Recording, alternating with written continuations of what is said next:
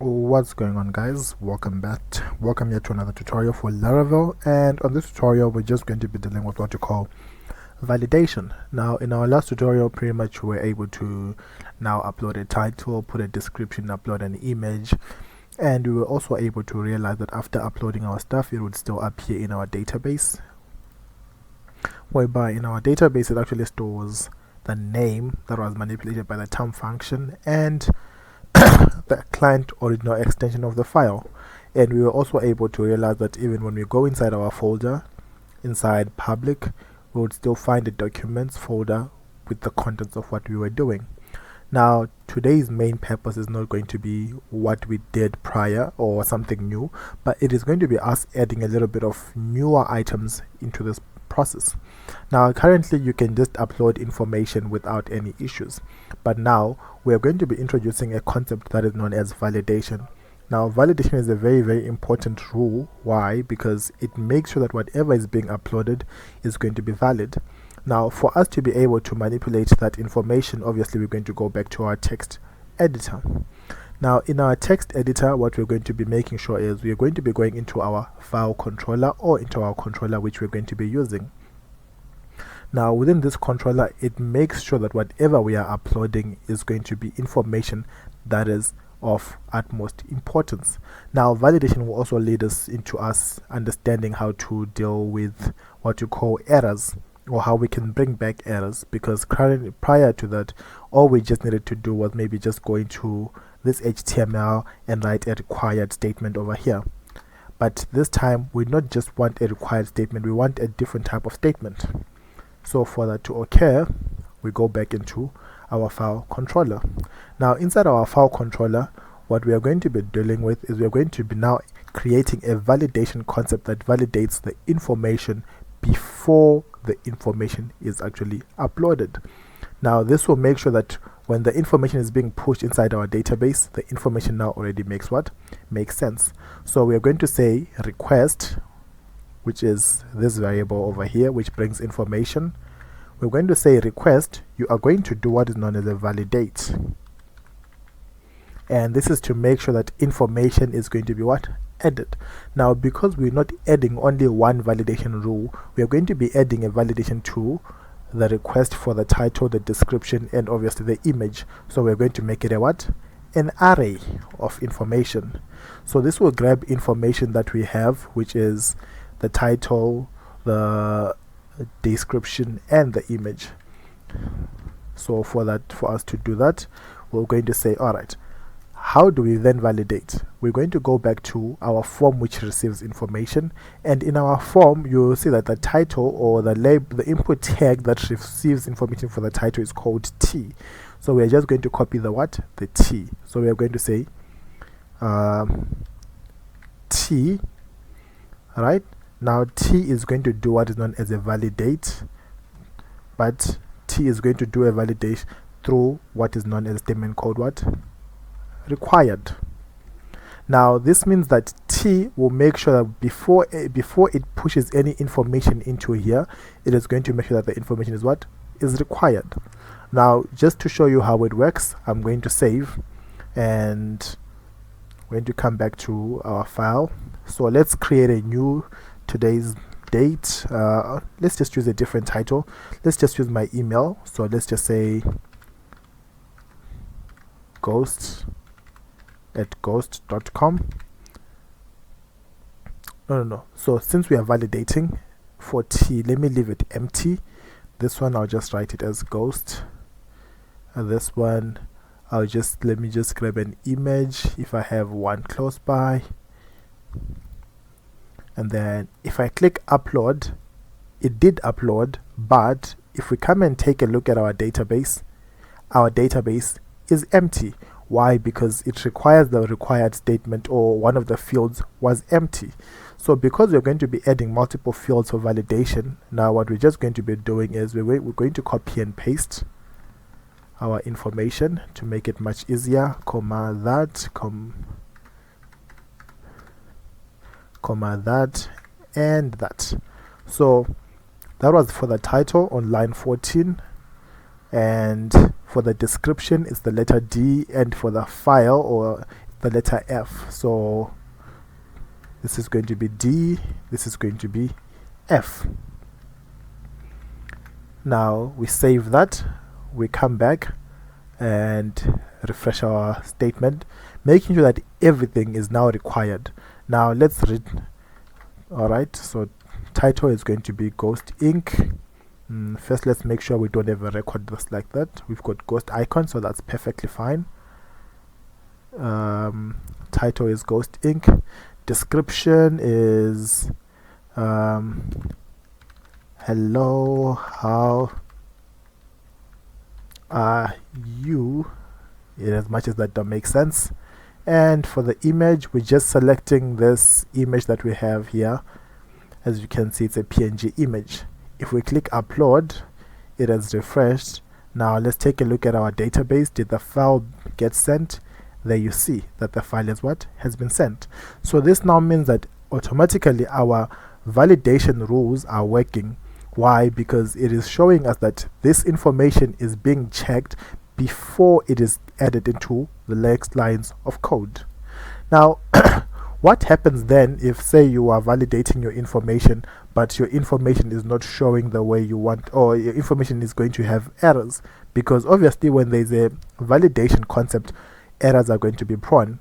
People make mistakes, so forth and so forth. So for us to be able to show the errors, all we just have to do is go back to our code, but then this time onto our form.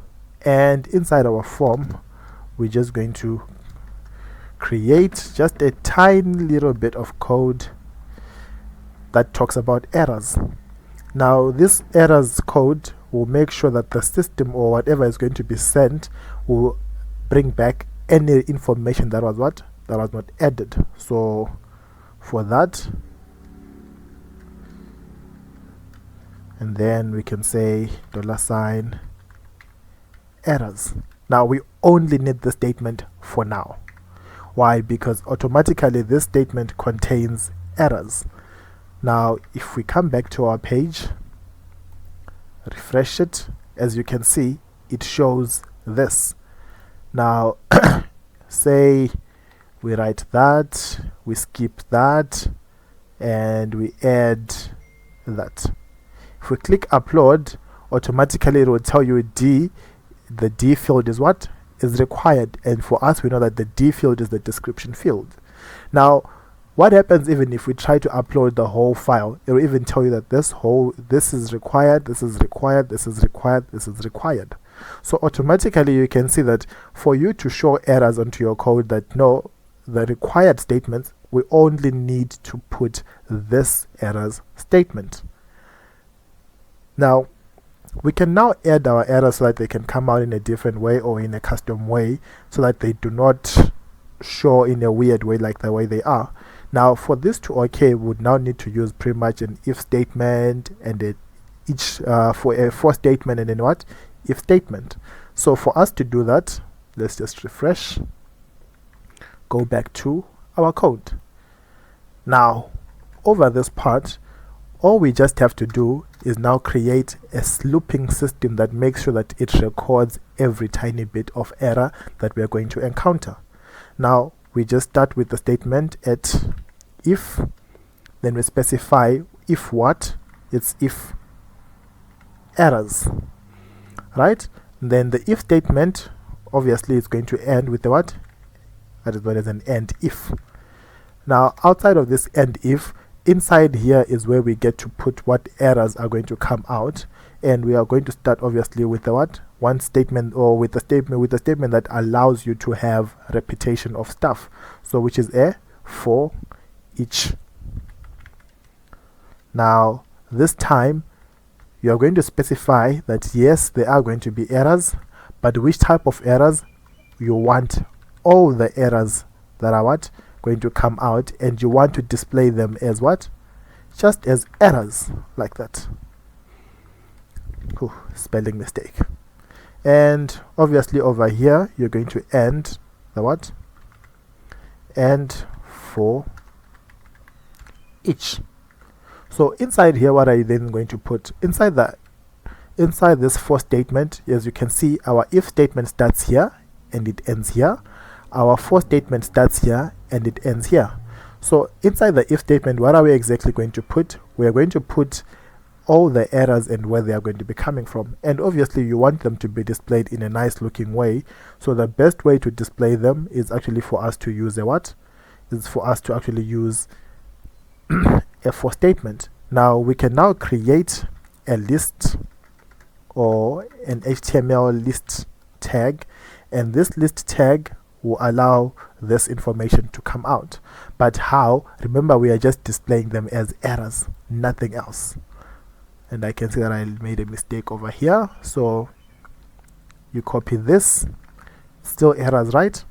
And just like the way we've been displaying all of our tags with information which has been displayed, perfect. So let's take a look at our data view. Remember how we display over here, where we have to mention the for loop, the for and the end the for loop, and then we specify the variable and the title, it's the way the title is coming from. This time on this one, we don't need to specify where it's coming from. It automatically knows this is an error. So if I refresh,